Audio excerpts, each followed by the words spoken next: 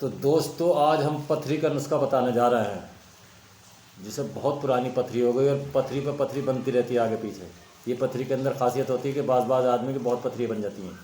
एक ख़त्म हो गई, दूसरी तैयार हो गई, दूसरी ख़त्म हो गई, तीसरी तैयार हो गई। और पथरी का इस कदर शदीद दर्द होता है गुर्दे के अंदर कि इंजेक्शन लगवाना पड़ता है।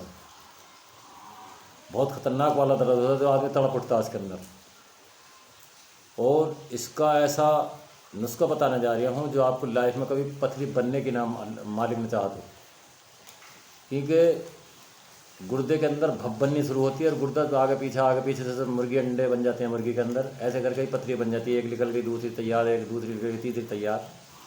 ऐसे करके ये पथरी का सिलसिला गुर्दा बनाता रहता है।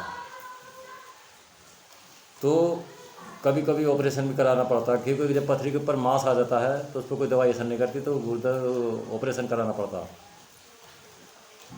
लेकिन पुरानी से पुरानी पथरी 10 mm, 15 mm, 8 mm, 4 mm, कितनी भी मोटी हो, ये नुस्खा जो मैं बताने जा रही हूँ ये थोड़े से दिनों में ही, यानी 15 से 20 दिन में निकाल देता है। तो कुल्थी ले लें। यह है कुल्थी, एक तरह की अरहर की सी दाल होती है, या अरहर की दाल होती है। कुल्थी ले लें 100 ग्राम। गोखरू ले लें छोटे वाले 100 ग्राम। इन्हें रात को तांबे के गिलास में भिगो कर रख दें। सारी रात भीगा रहने दें, कम से कम 10-12 घंटे तक। और कुछ थोड़ा बहुत नाश्ता करके एक आध बिस्कुट पार्ले जी का लेकर, और उस पानी को घूंट घूंट करके पीएं।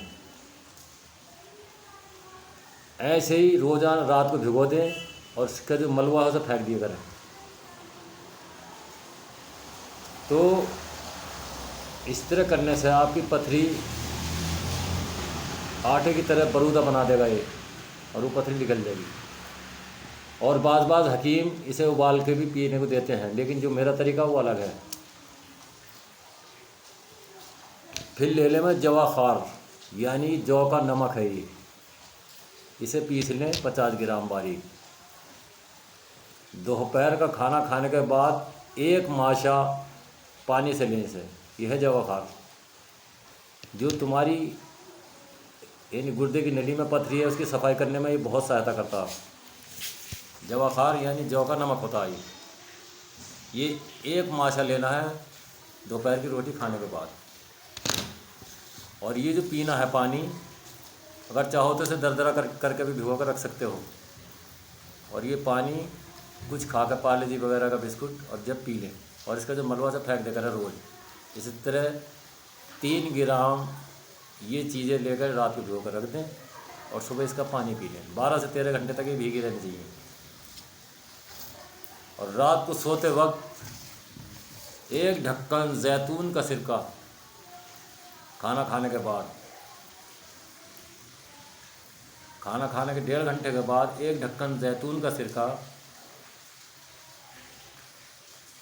1 कप पानी में या आधा कप पानी में डालकर खाना खाने के बाद सोते वक्त लें। तो इसका इतना ज़बरदस्त रिजल्ट है कि मैंने बाज़ की पित्त की पथरी भी निकलती देखी इस नुस्खे से। पित्त के अंदर पथरी नहीं होती बल्कि सफरा हो जाता है, वो खुश्क हो जाता है। यानी जिसे पित्त कहते हैं, पीले रंग का होता है। तो सफरा जम जाता है और खुशक होने के बाद वो पथरी का रूप धारण कर लेता है। बहुत सारे इसमें ऑपरेशन करा लेते हैं तो उनका खाना हजम नहीं होता। फिर वो खाना ऐसे रखा रहता है, फ्रीज में रख दिया।